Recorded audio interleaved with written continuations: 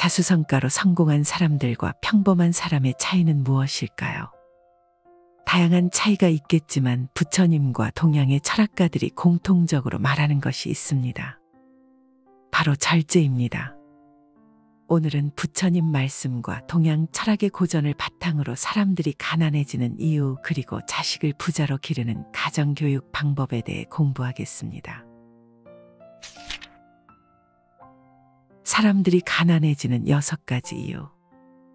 6가지 집착이 있기 때문에 온갖 재물을 탕진하고 악도에 들어가게 된다. 6가지란 무엇인가? 첫째는 술을 좋아하여 놀아나는 일이요. 둘째는 불시에 남의 여인의 방에 드나드는 일이요. 셋째는 도박에 빠지는 일이요. 넷째는 쾌락을 지나치게 좋아하는 일이요. 다섯째는 나쁜 법과 사귐이요. 여섯째는 게으름을 피우는 일이니라. 6가지 집착하는 바가 있기 때문에 가난해지며 악도에 들어간다. 첫째는 술에 너무 집착하며 놀아나는 것으로 술과 유희를 좋아하면 재산을 잃을 뿐더러 지혜와 정신까지도 잃게 된다. 둘째는 성적인 욕망과 집착으로 남의 여인과 잠자리를 함께하는 것으로 술과 이성의 욕망이야말로 가난해지는 2가지 삿된 욕망이다. 셋째는 도박에 빠지는 것이니 오늘날에는 복권, 경마, 주식, 투기 등 정직한 노력 없이 허망한 하룻밤의 대박을 꿈꾸는 모든 것들을 포함한다.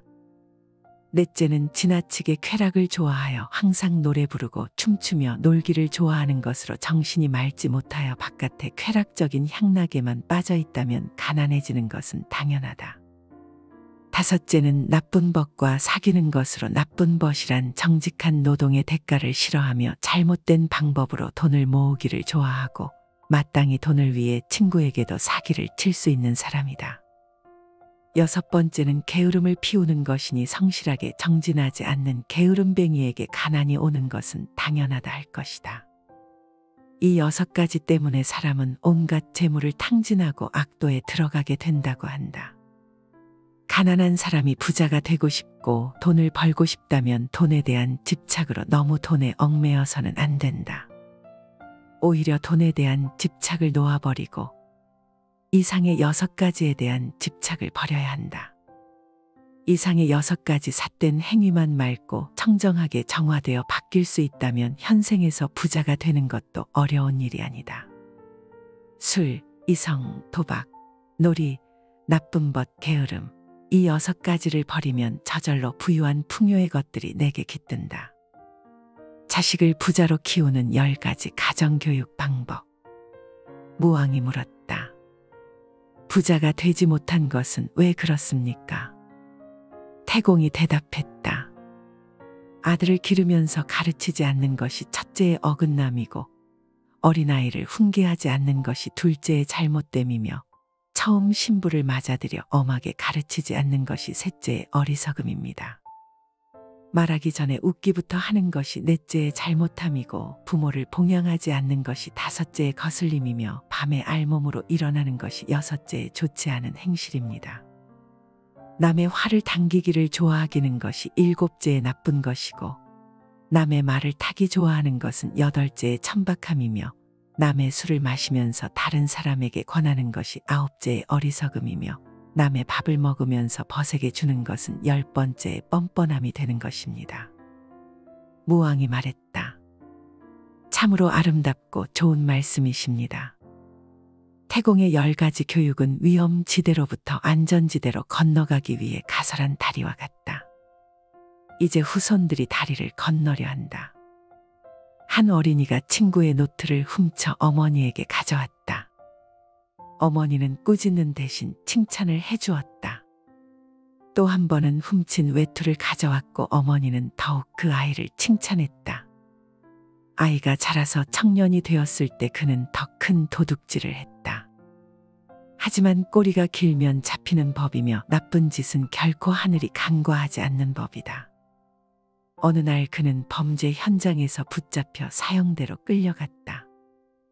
그의 어머니는 통곡을 하며 그를 따라갔다. 아들은 어머니에게 귓속말을 하고 싶다고 했다. 어머니가 아들 가까이 다가가자 아들은 어머니의 귓밥을 물어뜯었다. 사람들이 아들에게 불효막심하다며 손가락질하자 아들이 말했다. 내가 처음으로 노트를 훔쳤을 때 어머니는 나를 꾸짖어야 했습니다. 그랬다면 사형 집행인의 손에서 내 인생을 끝내진 않았을 겁니다. 그래서 이 지혜의 다리가 필요한 것이다. 이 다리를 건너기 전에 깊이 생각에 잠겨주기를 간청한다. 어디선가 들어본 말 같기도 하지만 그대는 어디서도 이런 말을 들어보지 못했을지도 모른다. 배워서 안다는 것은 그리고 깨닫는 것은 그대가 가지고 있는 지혜의 윤기를 더해준다. 얼마나 아름다운 일인가. 그대야말로 얼마나 아름다운 사람인가. 성공한 사람이 되기 위한 장사숙의 14가지 좌우명. 말에는 반드시 성실하고 믿음이 있어야 하고 행실은 돈독하고 공경해야 한다. 음식은 항상 삶과 알맞게 할 것이며 글씨는 정확하고 바르게 써야 한다. 용모는 언제나 단정하고 엄숙하게 할 것이며 의복은 반드시 깨끗해야 한다. 걸음걸이는 언제나 안정되게 걸을 것이며 거처하는 곳은 반드시 정숙해야 한다. 일에는 꼭 계획을 세워서 시작하고 말을 할 때는 반드시 그 실행 여부를 돌아보아야 한다. 평상시에 덕을 언제나 굳게 가질 것이며 이를 허락할 때는 신중을 기해야 한다. 선을 보거든 내게서 나간 것 같이 하며 악을 보거든 내가 병든 것과 같이 하라. 무릇 이 14가지는 나도 아직 깊이 깨닫지 못한 것이다. 이것을 자리에 오른편에 써놓고 아침 저녁으로 보며 경계하라. 자기 발로 서 있다고 생각하는 자는 넘어지지 않도록 조심해야 한다. 성경에 나오는 말이다. 이 한마디에 장사숙의 14가지 좌우명이 다 들어있다. 모든 사람은 한결같이 자기 발로 서 있다. 말하자면 홀로서기란 뜻이다. 누군가에게 기대거나 의지해서 사는 삶은 홀로서기가 아니다. 그 경우는 보호받아야 할 어린아이뿐이다. 세상을 산다는 것은 결국 혼자 사는 것을 의미한다.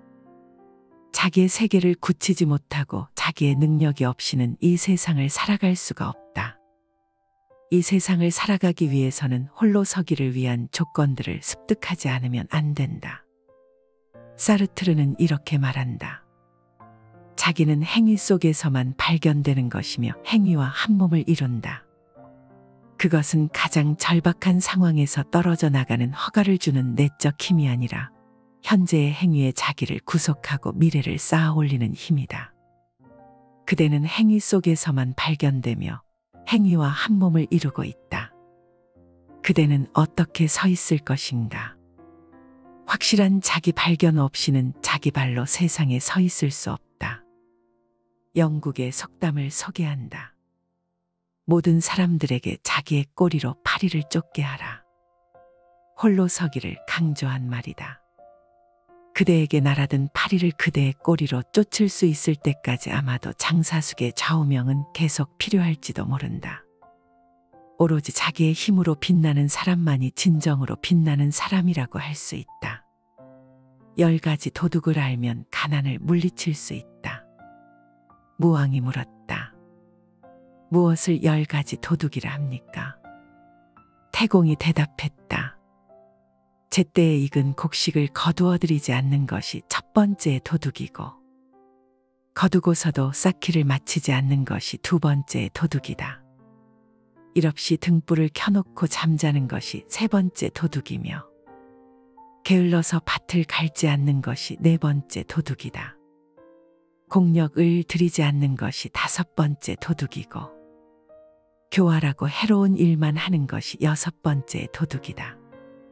딸 기르기를 지나치게 하는 것이 일곱 번째 도둑이고 낮잠을 자고 아침에 일어나기를 게을리하는 것이 여덟 번째 도둑이다.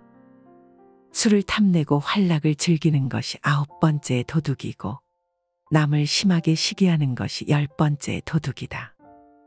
조지 오웰의 솔직한 고백은 듣는 이로 하여금 전율을 일으키게 한다. 그는 파리와 런던의 딸아지 인생에서 이렇게 회고했다. 가난과의 첫 접촉은 아주 묘했다. 가난에 대해서 그토록 많이 생각했고 가난을 항상 두려워했으며 머지않아 언젠가 닥쳐오리라 예측하고 있었지만 막상 닥치고 보니 너무나 철저하고 뚜렷하게 달랐다. 상당히 단순하다는 생각이 들지만 사실은 놀랄 만큼 복잡했다. 끔찍하리라고 생각했지만 사실은 추하고 권태로울 따름이었다. 환경의 변화, 복잡해진 야비함, 바닥까지 박박 긁어먹기 위해 가난의 독특한 비천함을 제일 먼저 깨닫게 된다. 가난은 이렇게 무서운 것이다. 가난은 이처럼 복잡하고 추하고 권태로우며 야비하기까지 한 것이다. 무왕의 질문에 답한 태공의 말에는 가난의 10가지 원인이 적나라하게 기술되어 있다. 대개 태만과 낭비, 유흥, 무의의 나날을 꼬집고 있는데 그것들은 모두 외부에서 비롯되는 것이 아니고 자기 내부에서 비롯된다. 자기 자신을 다스리지 못하는 것이 가난의 주된 원인이다. 그 누구도 자기 자신을 사랑하지 않는 자를 거들떠보지 않는다. 그런 행위는 인생을 낭비하고 자기 자신을 쇠퇴시키는 지름길로 접어드는 것을 의미한다. 가난은 절대 친구가 될 수 없다. 그것은 완벽한 적이며 그대에게 적일 수 있는 모든 것들과 한편이다. 가깝게는 질병에서부터 시작하여 죽음과도 은밀히 내통하고 있음을 명심해야 한다. 결코 그대 곁에 가까이 둘 수 있는 존재가 아니다. 태공의 말에 귀를 기울여라. 진작부터 그대가 알고 있었지만 깨닫지 못했던 내용들이 있다. 한 번으로 안 되면 2번, 3번 음미하라. 아무것도 아닌 듯한 말 속에 숨어있던 씨앗들이 눈튼다는 사실을 되새기라. 게으름은 죽음의 길이다. 부지런함은 생명의 길이요 게으름은 죽음의 길이다. 부지런한 사람은 죽지 않지만 게으른 사람은 죽은 것과 마찬가지다. 항상 힘써 게으르지 않고 스스로를 자제할 줄 아는 지혜 있는 사람은 홍수로도 밀어낼 수 없는 섬을 쌓는 것과 같다. 게으름에 빠지지 말라. 육체의 즐거움을 가까이 하지 말라. 게으르지 않고 생각이 깊은 사람만 큰 즐거움을 얻게 되리라. 부지런함을 즐기고 게으름을 두려워하는 수행자는 크고 작은 온갖 속박을 불같이 태우면서 나아간다.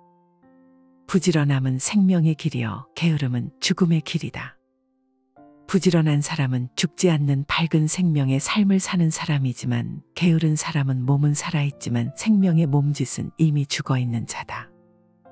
몸뚱이에 대한 집착이 클수록 몸을 움직이기 싫어 게으르며 육체의 쾌락만을 좇아 이리저리로 휩쓸리는 삶을 살게 된다. 그러한 사람은 끊임없이 업장만 늘려나가게 되고 죽음의 그림자가 들이온다. 그러나 부지런한 사람은 홍수로도 밀어낼 수 없는 섬을 쌓는 것과 같아서 그 어떤 삶의 역경이 홍수처럼 밀려오더라도 한치의 흔들림 없이 자기 중심을 당당히 세우고 살아갈 수 있다. 또한 부지런한 자에게 닥쳐오는 크고 작은 온갖 속박과 번뇌, 역경을 불같이 태우면서 살아갈 수 있다. 부자는 쓰는 일에 절도가 있다. 무왕이 태공에게 물었다. 사람이 세상을 사는데 어찌하여 귀천과 빈부가 고르지 않습니까? 원컨대 말씀을 들어 이를 알고자 합니다. 태공이 대답했다. 부귀는 성인의 덕과 같아서 모두 천명에서 비롯되거니와 부자는 쓰는 일에 절도가 있고 가난한 집에는 10가지 도둑이 있습니다. 범연은 20여 년 동안 월나라 왕 구천을 섬기면서 온갖 고생을 다해 마침내 수적인 오나라를 멸망시킬 수 있었다. 그러나 범연은 구천이 역경에서는 협력할 수 있는 인물이지만 일단 태평세월을 만나면 도저히 함께할 수 없는 사람이라고 생각했다. 그래서 그만 갈라지는 것이 좋겠다고 생각하고 월나라를 떠나 멀리 제나라고 갔다. 그곳에서 그는 바닷가의 평야를 경작하여 얼마 되지 않아 수천 평의 옥답을 지닌 부호가 되었다. 제나라 사람들은 그의 총명함을 듣고 대신이 되어줄 것을 간청했으나 그는 단호히 거절하며 말했다. 나는 매우 다복한 사람이요. 내가 관리를 하면 대신격이요. 집안에 틀어박혀 있으면 수만의 재물이 쌓이게 돼요. 빈주먹뿐인 사내로서 그 이상 바랄 것이 또 무엇이 있겠소.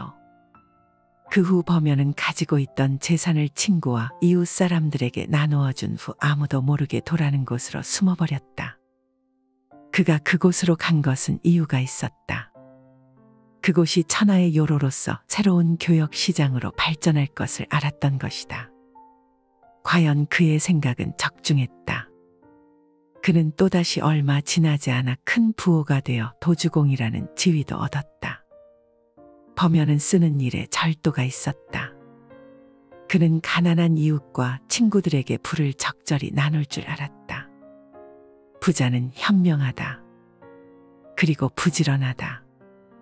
부지런한 부자는 하늘도 못 막는다지 않던가. 프랭클린이 말했다. 가졌다고 해서 무조건 부자는 아니다. 부는 즐길 줄 알아야 한다. 절제하며 게으르지 말라. 생활의 즐거움만을 쫓아 구하고 모든 감관을 보호하지 않으며 먹고 마심의 정도가 없고 마음이 게으르고 겁이 많으면 악마는 마침내 그를 뒤엎는다. 바람이 약한 풀을 쓸어 넘기는 것처럼 생활의 즐거움만을 구하지 않고 모든 감관을 잘 지키며 먹고 마심의 절도가 있고 항상 정진하여 믿음이 있으면 악마는 그를 뒤엎지 못한다.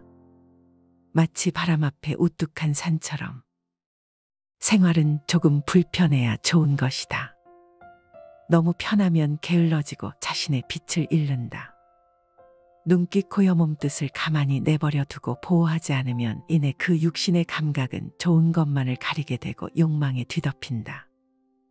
그러면 나아가 먹고 마시는 일에 절제가 없어지고 몸은 게을러져 어떤 일도 스스로 해 나갈 수 없게 되며 나약해지고 겁이 많아지게 마련이다. 그랬을 때 그 나약한 마음에 틈을 타고 악한 생각이 들어오고 온갖 마장이 들끓게 된다. 모름지기 사람은 생활의 즐거움만을 구하지 않아 불편한 가운데 스스로 이겨낼 수 있는 힘과 지혜를 길러야 하고 모든 감관을 잘 다스려 육신의 욕망에 휘둘리지 않아야 한다. 또한 먹고 마시는 일에 절제가 있으며 항상 끊임없이 노력하고 정진하여 마음의 틈을 만들지 말아야 한다. 악마는 그런 수행자를 뒤덮지 못한다. 마치 바람 앞에 우뚝 선 큰 산처럼 욕심 적다고 말하지 말라. 욕심을 적게 가졌다고 해서 나는 욕심을 적게 가졌다고 말하지 말라. 만족함을 알았다고 해서 나는 만족할 줄 알았다고 말하지 말라. 멀리 떠나는 것을 즐거워한다고 해서 나는 멀리 떠나는 것을 즐거워한다고 말하지 말라. 궤변을 좋아하지 않는다고 해서 나는 궤변을 좋아하지 않는다고 말하지 말라. 스스로 욕심이 적다고 말하고 스스로 만족할 줄 안다고 말하지 말라. 욕심이 적고 자족을 알더라도 스스로 소욕과 지족을 자랑 삼아 말하는 사람은 참된 소욕지족과는 거리가 멀다. 참된 소욕지족은 말이 없고 상이 없다. 수저가 밥맛을 모르듯이 자연스러운 두타행의 수행자는 스스로 소욕지족을 모르고 청빈한 삶을 입에 담지 않는다. 수행을 잘한다고 보시를 많이 했다고 착한 일을 많이 했다고 욕심이 적다고 스스로 말하지 말라. 참으로 욕심을 적게 가진 사람이라면 말할 것도 없다. 스스로 욕심이 많기 때문에 욕심을 적게 가졌다고 애써 표현하는 것일 뿐. 만족함을 알았다면 그것으로 딱 끊어진 것이지 애써 말로써 표현할 것은 무엇인가. 말로 표현되면 그것은 벌써 진실과 멀어진다. 어떤 말도 온전히 있는 그대로를 드러내줄 수는 없다. 참된 실제는 말 없는 가운데 침묵으로써 온전히 드러난다. 한 수행자가 있었다. 그는 평소에 꼿꼿이 허리를 세우고 결가부자로 삼매에 들곤 했지만 신도들이 찾아와 법을 물을 때면 언제나 허리를 느슨히 하고 자세를 편안하게 바꾸곤 했다. 더욱이 어린아이들이 찾아올 때면 동년배의 친구처럼 어린아이가 되어 뛰어놀곤 했다. 또 다른 수행자가 있었다. 그는 평소에는 나태하고 게으르며 수행과는 거리가 멀었지만 신도들이 찾아올 때면 남들의 눈을 의식해 언제나 허리를 꼿꼿이 세우고 결가부자를 한 채 위엄을 잃지 않았다. 나는 과연 어떤 수행자인가? 참된 수행은 수행을 드러내지 않으며 언제나 은밀함을 지킨다. 정성으로 구하면 반드시 얻는다. 도를 구하고자 하면 모름지기 정성을 다하라. 정성이 서로 감응하면 능히 도과를 얻는다. 그러므로 수행자는 지극한 마음으로 정진하라. 만일 지극한 마음으로 정성스레 구하면 반드시 얻는다. 기도를 하는 일도 깨달음을 얻는 일도 세상을 살아가는 일도 모름지기 정성이 바탕이 되어야 한다. 지극한 마음으로 정성스레 구하면 얻어지지 않는 것이 없다. 일체유심조, 마음이 모든 것을 만들어낸다고 했는데 마음은 바로 정성이라는 양분을 먹고 자란다. 마음에 지극한 정성이 가해지면 법계는 그 마음이 원하는 것을 이 세상에 이루어낸다. 설악산 봉정암을 오를 때마다 저 멀리 아래 지방에서부터 몇 시간을 버스로 와서는 6시간 정도를 걸어오르는 그것도 봉정암 부처님께 쌀공양을 올리겠다고 그 무거운 쌀을 걸망에 짊어지고 오르는 노보살님들을 뵈면 그 정성스러움에 나도 모르게 경외감이 느껴지곤 한다. 사실 봉정암이라는 그 높은 절이 특별히 가피가 높거나 다른 절보다 더 대단한 무엇이 있어서가 아니라 봉정암을 오르는 그 정성과 부처님을 향해 한 발 한 발 험한 길을 오르는 그 길목에서 쏟아내는 정성스러움이야말로 정멸보궁 봉정암 순례의 가피가 아닐까. 그러한 정성으로 올라가 부처님 전에 쌀공양을 올리고 기도를 하는데 어찌 부처님의 가피가 없을 것인가. 정성은 법계를 감동시키고 우리 내면의 뜰에 밝은 빛을 수놓는다. 그 어떤 일도 정성스럽고 지극한 마음으로 행하면 일의 흐름을 밝게 만들고 나와 내 주변 그리고 일의 기운을 밝고 원만하게 바꾸어 놓는다. 어떤 일을 시작할 때 일에 대한 욕심으로 실행하지 말고 먼저 정성스런 마음으로 정성스레 기도하고 지극한 마음을 다하여 시작하라. 그러면 반드시 구하는 것을 얻는다. 사람들이 가난해지는 6가지 이유. 6가지 집착이 있기 때문에 온갖 재물을 탕진하고 악도에 들어가게 된다. 6가지란 무엇인가? 첫째는 술을 좋아하여 놀아나는 일이요. 둘째는 불시에 남의 여인의 방에 드나드는 일이요. 셋째는 도박에 빠지는 일이요. 넷째는 쾌락을 지나치게 좋아하는 일이요. 다섯째는 나쁜 법과 사귐이요. 여섯째는 게으름을 피우는 일이니라. 6가지 집착하는 바가 있기 때문에 가난해지며 악도에 들어간다. 첫째는 술에 너무 집착하며 놀아나는 것으로 술과 유희를 좋아하면 재산을 잃을 뿐더러 지혜와 정신까지도 잃게 된다. 둘째는 성적인 욕망과 집착으로 남의 여인과 잠자리를 함께하는 것으로 술과 이성의 욕망이야말로 가난해지는 2가지 삿된 욕망이다. 셋째는 도박에 빠지는 것이니 오늘날에는 복권, 경마, 주식, 투기 등 정직한 노력 없이 허망한 하룻밤의 대박을 꿈꾸는 모든 것들을 포함한다. 넷째는 지나치게 쾌락을 좋아하여 항상 노래 부르고 춤추며 놀기를 좋아하는 것으로 정신이 맑지 못하여 바깥에 쾌락적인 향락에만 빠져 있다면 가난해지는 것은 당연하다. 다섯째는 나쁜 법과 사귀는 것으로 나쁜 벗이란 정직한 노동의 대가를 싫어하며 잘못된 방법으로 돈을 모으기를 좋아하고 마땅히 돈을 위해 친구에게도 사기를 칠 수 있는 사람이다. 6번째는 게으름을 피우는 것이니 성실하게 정진하지 않는 게으름뱅이에게 가난이 오는 것은 당연하다 할 것이다. 이 6가지 때문에 사람은 온갖 재물을 탕진하고 악도에 들어가게 된다고 한다. 가난한 사람이 부자가 되고 싶고 돈을 벌고 싶다면 돈에 대한 집착으로 너무 돈에 얽매여서는 안 된다. 오히려 돈에 대한 집착을 놓아버리고 이상의 6가지에 대한 집착을 버려야 한다. 이상의 6가지 삿된 행위만 맑고 청정하게 정화되어 바뀔 수 있다면 현생에서 부자가 되는 것도 어려운 일이 아니다. 술, 이성, 도박, 놀이, 나쁜 벗, 게으름, 이 6가지를 버리면 저절로 부유한 풍요의 것들이 내게 깃든다. 자식을 부자로 키우는 10가지 가정교육 방법. 무왕이 물었다. 부자가 되지 못한 것은 왜 그렇습니까? 태공이 대답했다. 아들을 기르면서 가르치지 않는 것이 첫째의 어긋남이고 어린아이를 훈계하지 않는 것이 둘째의 잘못됨이며 처음 신부를 맞아들여 엄하게 가르치지 않는 것이 셋째의 어리석음입니다. 말하기 전에 웃기부터 하는 것이 넷째의 잘못함이고 부모를 봉양하지 않는 것이 다섯째의 거슬림이며 밤에 알몸으로 일어나는 것이 여섯째의 좋지 않은 행실입니다. 남의 화를 당기기를 좋아하기는 것이 일곱째의 나쁜 것이고 남의 말을 타기 좋아하는 것은 여덟째의 천박함이며 남의 술을 마시면서 다른 사람에게 권하는 것이 아홉째의 어리석음이며 남의 밥을 먹으면서 벗에게 주는 것은 10번째의 뻔뻔함이 되는 것입니다. 무왕이 말했다. 참으로 아름답고 좋은 말씀이십니다.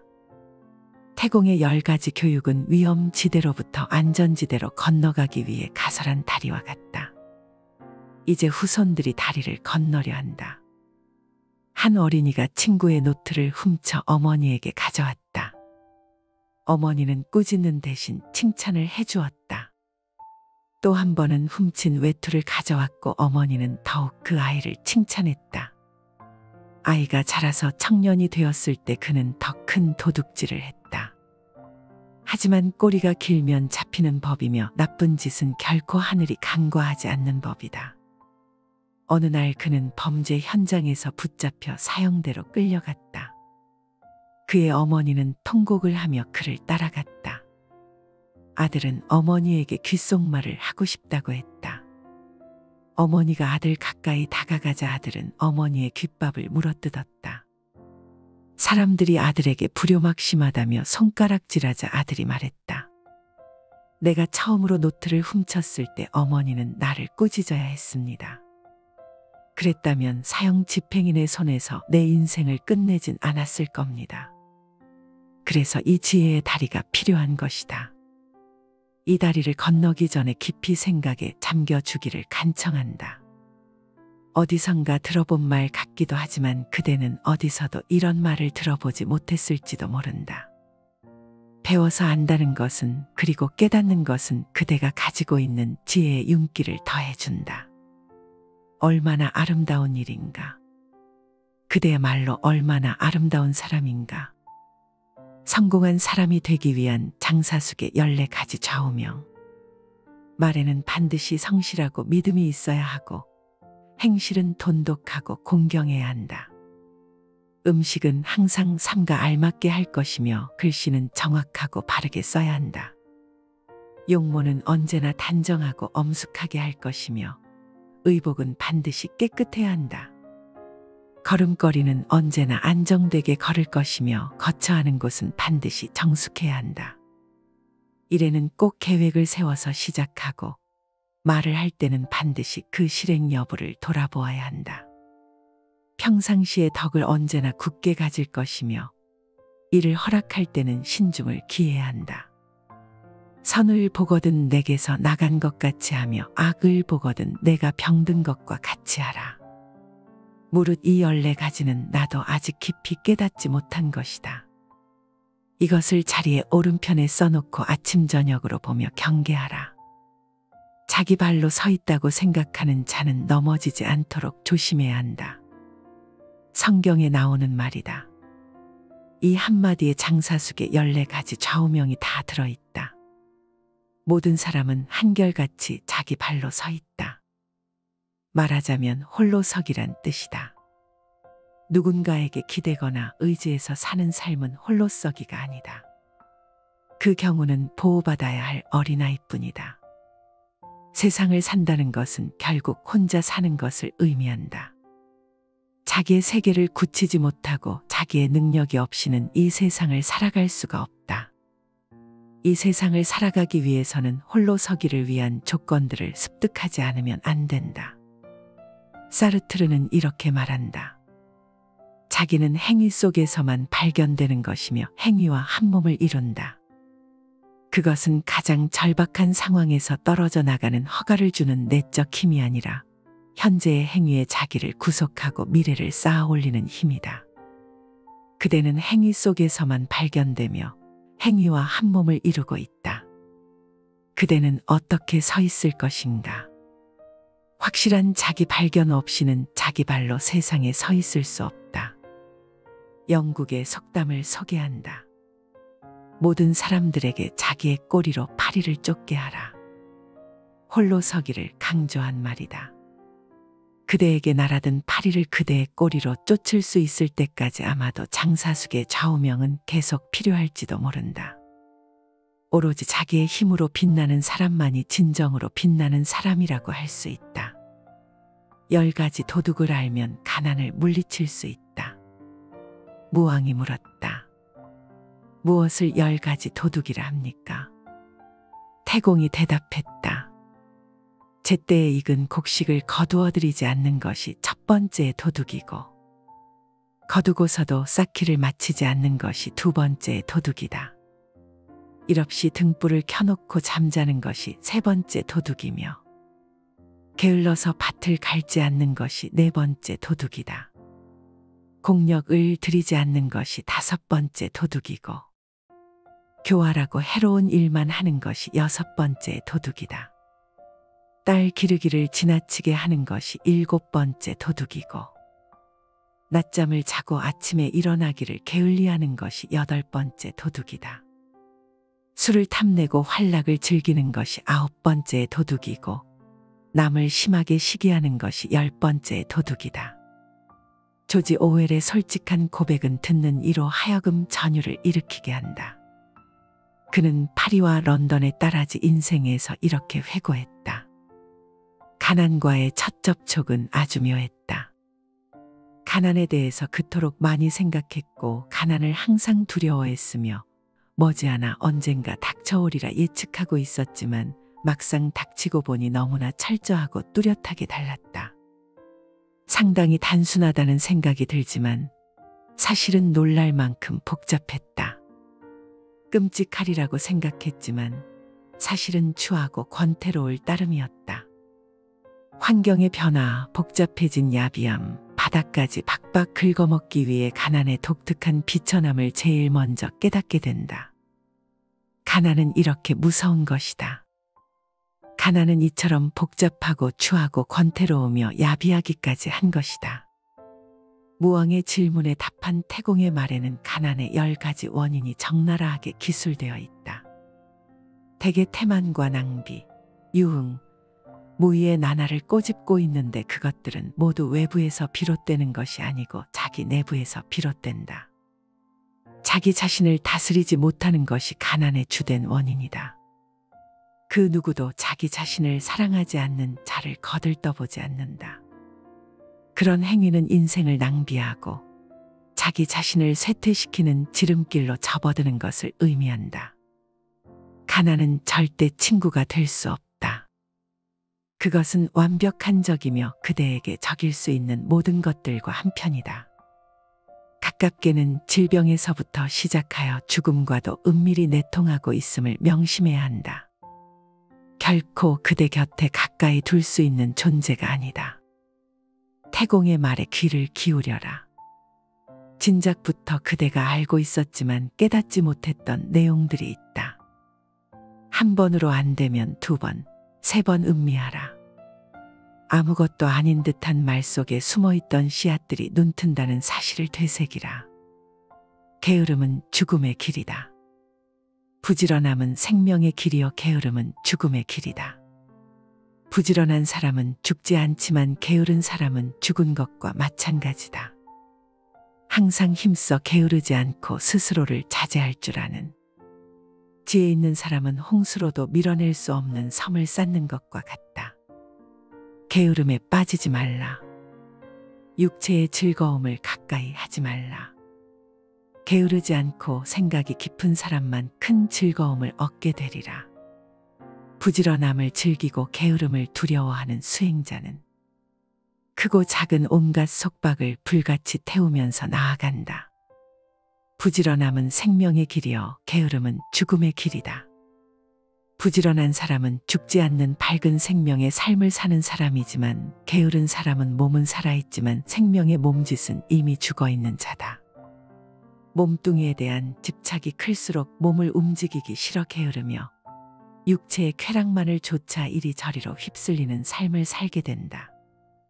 그러한 사람은 끊임없이 업장만 늘려나가게 되고 죽음의 그림자가 들이온다.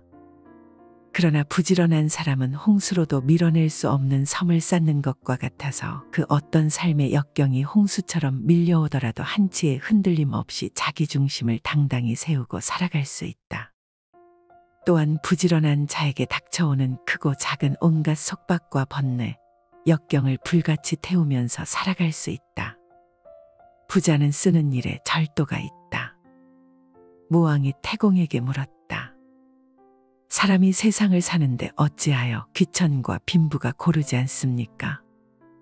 원컨대 말씀을 들어 이를 알고자 합니다. 태공이 대답했다. 부귀는 성인의 덕과 같아서 모두 천명에서 비롯되거니와 부자는 쓰는 일에 절도가 있고 가난한 집에는 10가지 도둑이 있습니다. 범연은 20여 년 동안 월나라 왕 구천을 섬기면서 온갖 고생을 다해 마침내 수적인 오나라를 멸망시킬 수 있었다. 그러나 범연은 구천이 역경에서는 협력할 수 있는 인물이지만 일단 태평세월을 만나면 도저히 함께할 수 없는 사람이라고 생각했다. 그래서 그만 갈라지는 것이 좋겠다고 생각하고 월나라를 떠나 멀리 제나라고 갔다.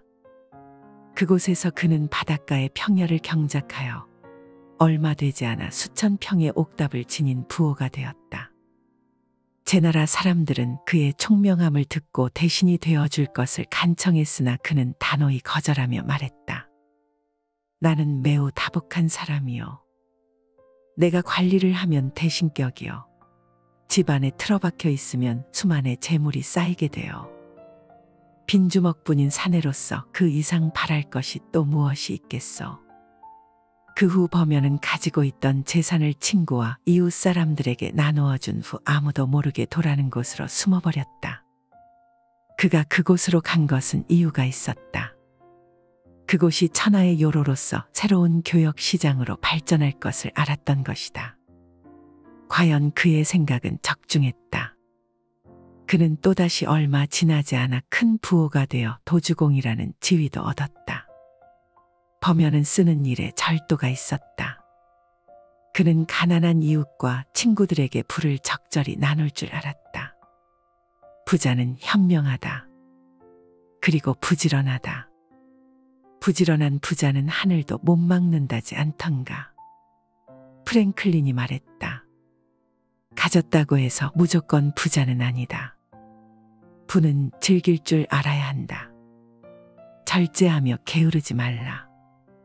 생활의 즐거움만을 쫓아 구하고 모든 감관을 보호하지 않으며 먹고 마심의 정도가 없고 마음이 게으르고 겁이 많으면 악마는 마침내 그를 뒤엎는다. 바람이 약한 풀을 쓸어 넘기는 것처럼 생활의 즐거움만을 구하지 않고 모든 감관을 잘 지키며 먹고 마심의 절도가 있고 항상 정진하여 믿음이 있으면 악마는 그를 뒤엎지 못한다. 마치 바람 앞에 우뚝한 산처럼 생활은 조금 불편해야 좋은 것이다. 너무 편하면 게을러지고 자신의 빛을 잃는다. 눈기 코여 몸뜻을 가만히 내버려 두고 보호하지 않으면 이내 그 육신의 감각은 좋은 것만을 가리게 되고 욕망에 뒤덮인다.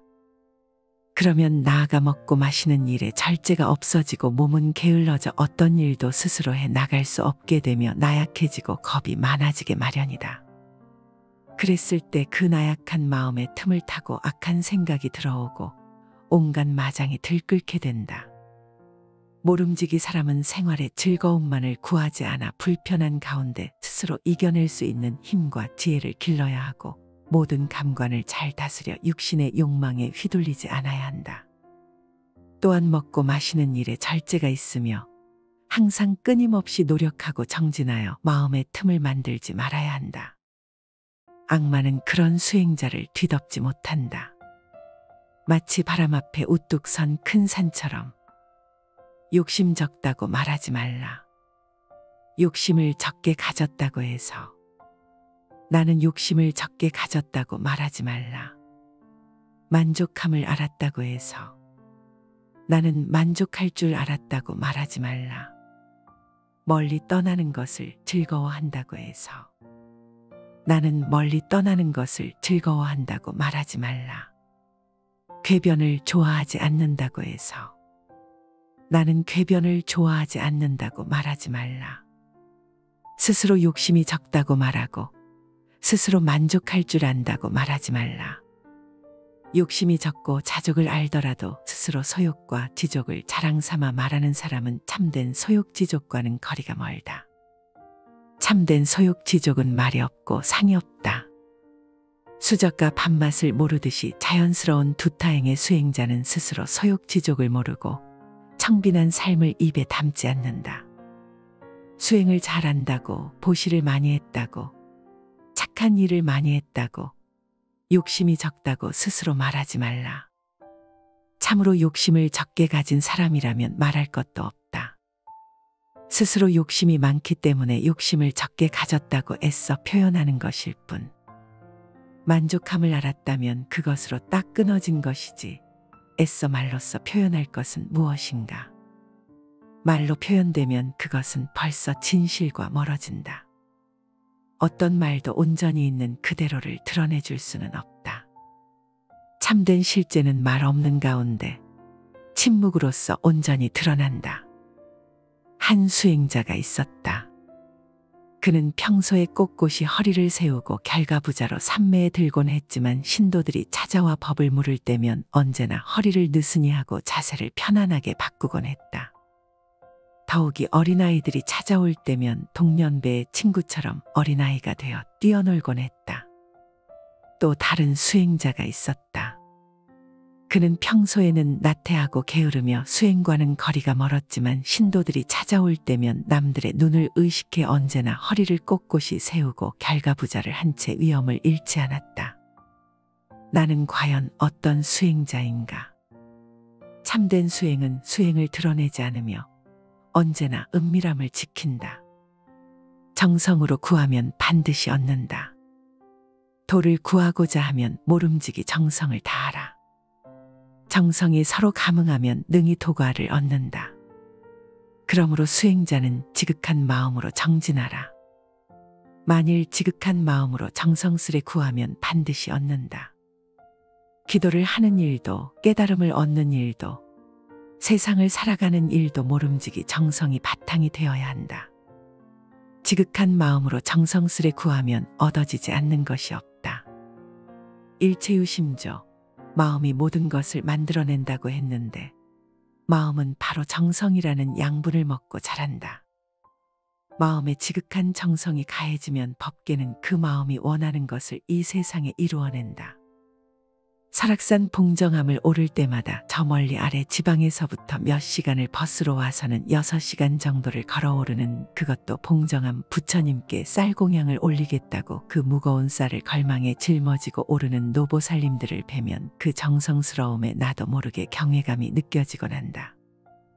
사실 봉정암이라는 그 높은 절이 특별히 가피가 높거나 다른 절보다 더 대단한 무엇이 있어서가 아니라 봉정암을 오르는 그 정성과 부처님을 향해 한 발 한 발 험한 길을 오르는 그 길목에서 쏟아내는 정성스러움이야말로 정멸보궁 봉정암 순례의 가피가 아닐까. 그러한 정성으로 올라가 부처님 전에 쌀공양을 올리고 기도를 하는데 어찌 부처님의 가피가 없을 것인가. 정성은 법계를 감동시키고 우리 내면의 뜰에 밝은 빛을 수놓는다. 그 어떤 일도 정성스럽고 지극한 마음으로 행하면 일의 흐름을 밝게 만들고 나와 내 주변 그리고 일의 기운을 밝고 원만하게 바꾸어 놓는다. 어떤 일을 시작할 때 일에 대한 욕심으로 실행하지 말고 먼저 정성스런 마음으로 정성스레 기도하고 지극한 마음을 다하여 시작하라. 그러면 반드시 구하는 것을 얻는다. 사람들이 가난해지는 6가지 이유. 6가지 집착이 있기 때문에 온갖 재물을 탕진하고 악도에 들어가게 된다. 6가지란 무엇인가? 첫째는 술을 좋아하여 놀아나는 일이요. 둘째는 불시에 남의 여인의 방에 드나드는 일이요. 셋째는 도박에 빠지는 일이요. 넷째는 쾌락을 지나치게 좋아하는 일이요. 다섯째는 나쁜 법과 사귐이요. 여섯째는 게으름을 피우는 일이니라. 6가지 집착하는 바가 있기 때문에 가난해지며 악도에 들어간다. 첫째는 술에 너무 집착하며 놀아나는 것으로 술과 유희를 좋아하면 재산을 잃을 뿐더러 지혜와 정신까지도 잃게 된다. 둘째는 성적인 욕망과 집착으로 남의 여인과 잠자리를 함께하는 것으로 술과 이성의 욕망이야말로 가난해지는 2가지 삿된 욕망이다. 셋째는 도박에 빠지는 것이니 오늘날에는 복권, 경마, 주식, 투기 등 정직한 노력 없이 허망한 하룻밤의 대박을 꿈꾸는 모든 것들을 포함한다. 넷째는 지나치게 쾌락을 좋아하여 항상 노래 부르고 춤추며 놀기를 좋아하는 것으로 정신이 맑지 못하여 바깥에 쾌락적인 향락에만 빠져 있다면 가난해지는 것은 당연하다. 다섯째는 나쁜 법과 사귀는 것으로 나쁜 벗이란 정직한 노동의 대가를 싫어하며 잘못된 방법으로 돈을 모으기를 좋아하고 마땅히 돈을 위해 친구에게도 사기를 칠 수 있는 사람이다. 6번째는 게으름을 피우는 것이니 성실하게 정진하지 않는 게으름뱅이에게 가난이 오는 것은 당연하다 할 것이다. 이 6가지 때문에 사람은 온갖 재물을 탕진하고 악도에 들어가게 된다고 한다.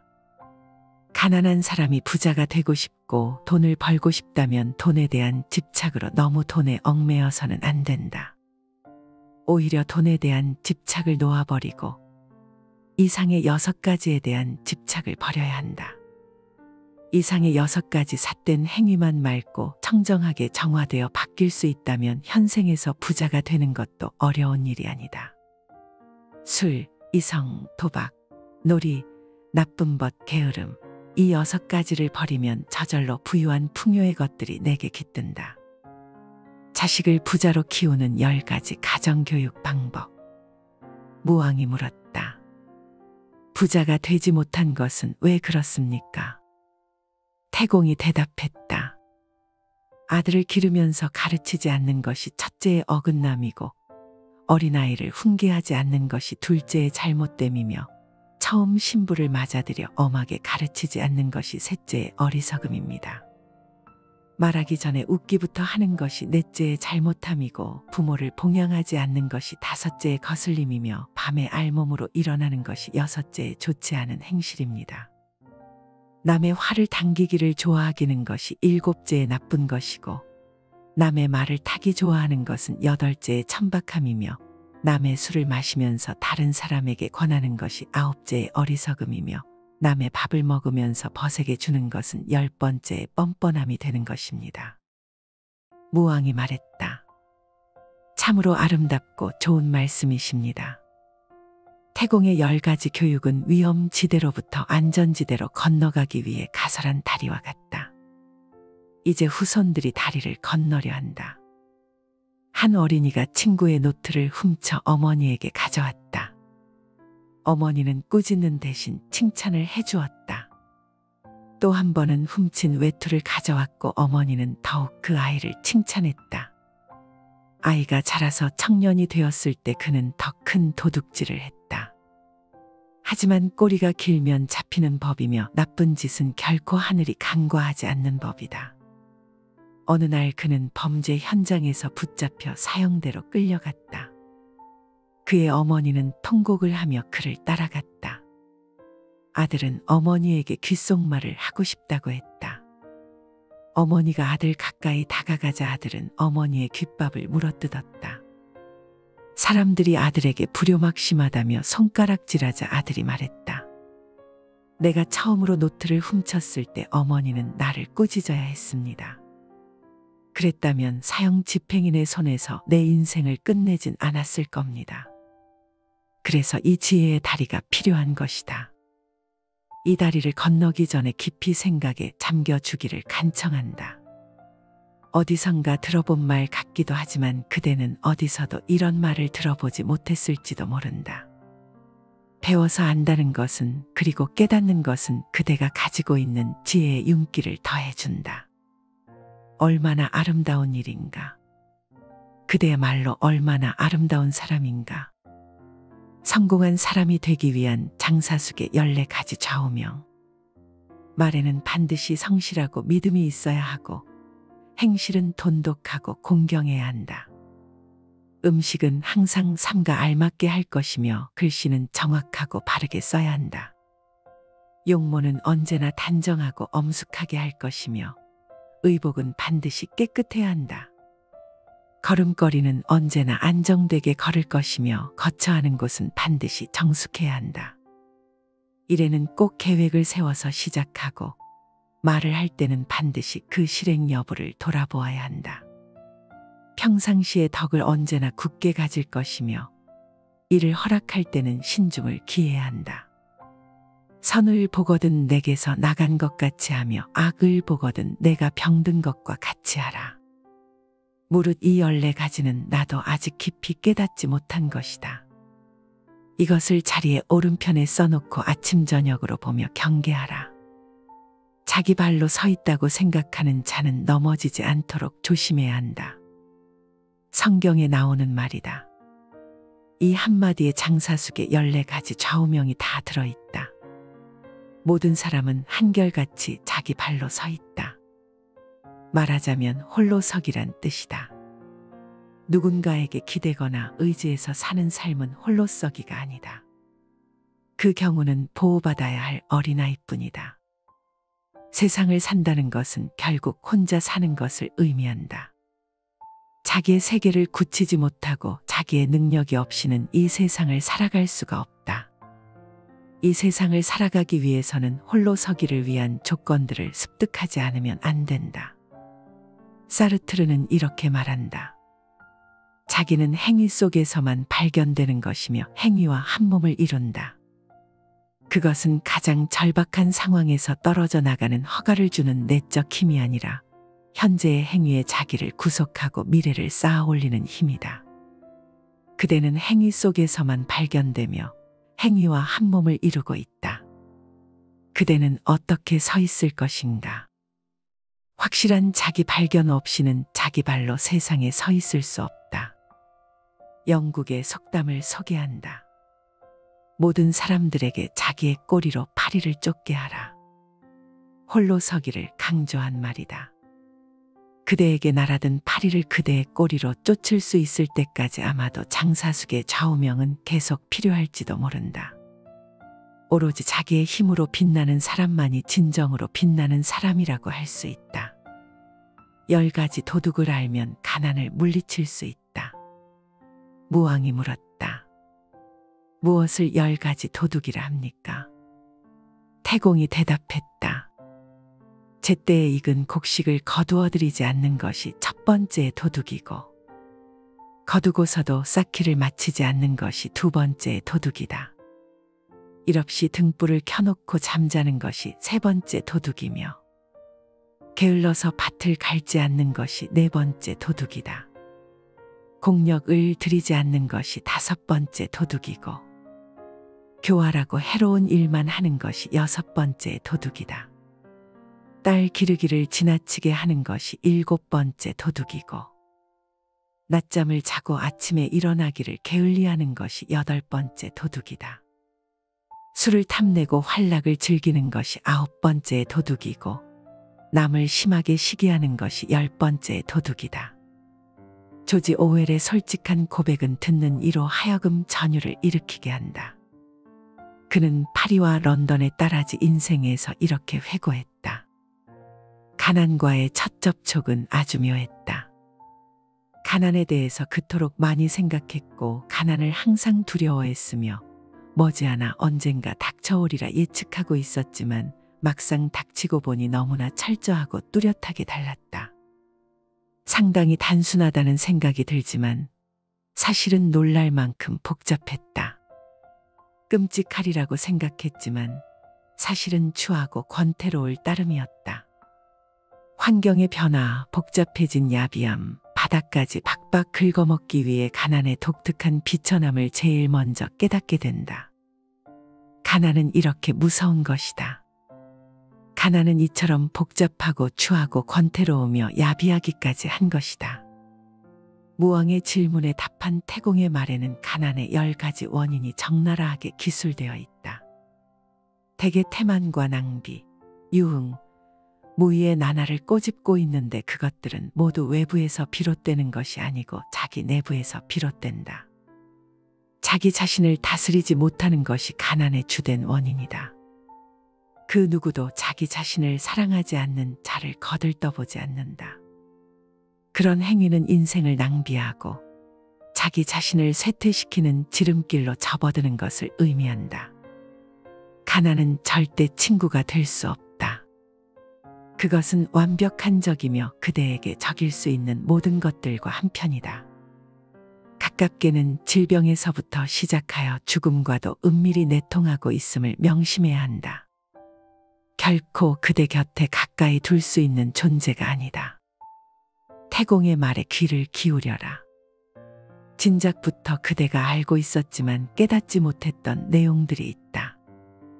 한 번으로 안 되면 2번, 3번 음미하라. 아무것도 아닌 듯한 말 속에 숨어있던 씨앗들이 눈튼다는 사실을 되새기라. 게으름은 죽음의 길이다. 부지런함은 생명의 길이요 게으름은 죽음의 길이다. 부지런한 사람은 죽지 않지만 게으른 사람은 죽은 것과 마찬가지다. 항상 힘써 게으르지 않고 스스로를 자제할 줄 아는 지혜 있는 사람은 홍수로도 밀어낼 수 없는 섬을 쌓는 것과 같다. 게으름에 빠지지 말라. 육체의 즐거움을 가까이 하지 말라. 게으르지 않고 생각이 깊은 사람만 큰 즐거움을 얻게 되리라. 부지런함을 즐기고 게으름을 두려워하는 수행자는 크고 작은 온갖 속박을 불같이 태우면서 나아간다. 부지런함은 생명의 길이요 게으름은 죽음의 길이다. 부지런한 사람은 죽지 않는 밝은 생명의 삶을 사는 사람이지만 게으른 사람은 몸은 살아있지만 생명의 몸짓은 이미 죽어있는 자다. 몸뚱이에 대한 집착이 클수록 몸을 움직이기 싫어 게으르며 육체의 쾌락만을 좇아 이리저리로 휩쓸리는 삶을 살게 된다. 그러한 사람은 끊임없이 업장만 늘려나가게 되고 죽음의 그림자가 들이온다. 그러나 부지런한 사람은 홍수로도 밀어낼 수 없는 섬을 쌓는 것과 같아서 그 어떤 삶의 역경이 홍수처럼 밀려오더라도 한치의 흔들림 없이 자기 중심을 당당히 세우고 살아갈 수 있다. 또한 부지런한 자에게 닥쳐오는 크고 작은 온갖 속박과 번뇌, 역경을 불같이 태우면서 살아갈 수 있다. 부자는 쓰는 일에 절도가 있다. 무왕이 태공에게 물었다. 사람이 세상을 사는데 어찌하여 귀천과 빈부가 고르지 않습니까? 원컨대 말씀을 들어 이를 알고자 합니다. 태공이 대답했다. 부귀는 성인의 덕과 같아서 모두 천명에서 비롯되거니와 부자는 쓰는 일에 절도가 있고 가난한 집에는 10가지 도둑이 있습니다. 범연은 20여 년 동안 월나라 왕 구천을 섬기면서 온갖 고생을 다해 마침내 수적인 오나라를 멸망시킬 수 있었다. 그러나 범연은 구천이 역경에서는 협력할 수 있는 인물이지만 일단 태평세월을 만나면 도저히 함께할 수 없는 사람이라고 생각했다. 그래서 그만 갈라지는 것이 좋겠다고 생각하고 월나라를 떠나 멀리 제나라고 갔다. 그곳에서 그는 바닷가의 평야를 경작하여 얼마 되지 않아 수천 평의 옥답을 지닌 부호가 되었다. 제나라 사람들은 그의 총명함을 듣고 대신이 되어줄 것을 간청했으나 그는 단호히 거절하며 말했다. 나는 매우 다복한 사람이요. 내가 관리를 하면 대신격이요. 집안에 틀어박혀 있으면 수만의 재물이 쌓이게 되어 빈주먹뿐인 사내로서 그 이상 바랄 것이 또 무엇이 있겠소. 그 후 범연은 가지고 있던 재산을 친구와 이웃 사람들에게 나누어 준 후 아무도 모르게 도라는 곳으로 숨어버렸다. 그가 그곳으로 간 것은 이유가 있었다.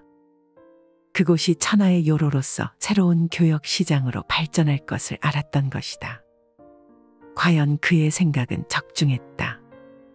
그는 또다시 얼마 지나지 않아 큰 부호가 되어 도주공이라는 지위도 얻었다. 범연은 쓰는 일에 절도가 있었다. 그는 가난한 이웃과 친구들에게 부를 적절히 나눌 줄 알았다. 부자는 현명하다. 그리고 부지런하다. 부지런한 부자는 하늘도 못 막는다지 않던가. 프랭클린이 말했다. 가졌다고 해서 무조건 부자는 아니다. 부는 즐길 줄 알아야 한다. 절제하며 게으르지 말라. 생활의 즐거움만을 쫓아 구하고 모든 감관을 보호하지 않으며 먹고 마심의 정도가 없고 마음이 게으르고 겁이 많으면 악마는 마침내 그를 뒤엎는다.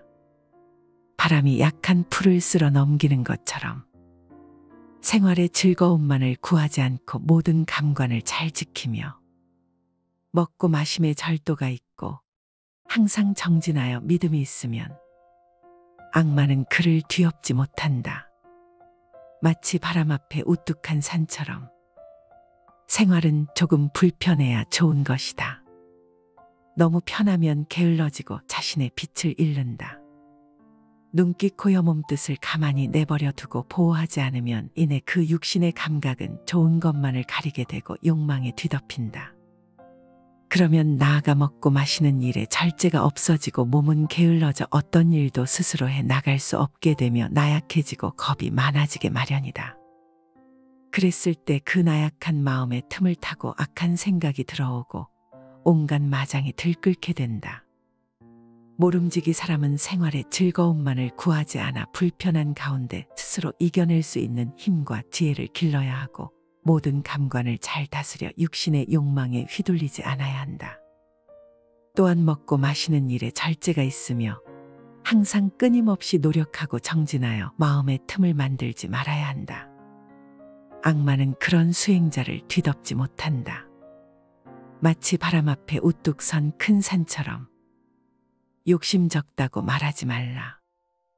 욕심을 적게 가졌다고 해서 나는 욕심을 적게 가졌다고 말하지 말라. 만족함을 알았다고 해서 나는 만족할 줄 알았다고 말하지 말라. 멀리 떠나는 것을 즐거워한다고 해서 나는 멀리 떠나는 것을 즐거워한다고 말하지 말라. 궤변을 좋아하지 않는다고 해서 나는 궤변을 좋아하지 않는다고 말하지 말라. 스스로 욕심이 적다고 말하고 스스로 만족할 줄 안다고 말하지 말라.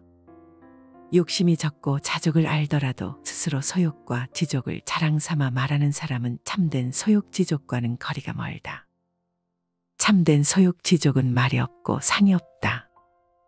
수저가 밥맛을 모르듯이 자연스러운 두타행의 수행자는 스스로 소욕지족을 모르고 청빈한 삶을 입에 담지 않는다.